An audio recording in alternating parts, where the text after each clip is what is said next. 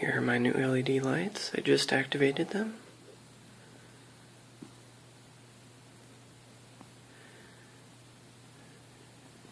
Installation on the stairway is pretty simple.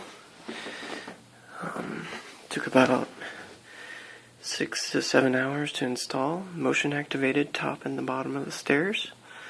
And I'll get you a list for these parts.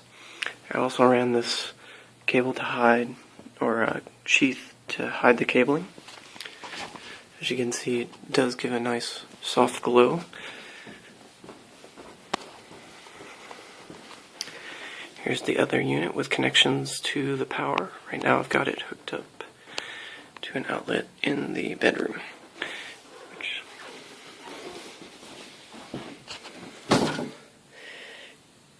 Units take about 15 seconds after not detecting any activity, and they will shut off.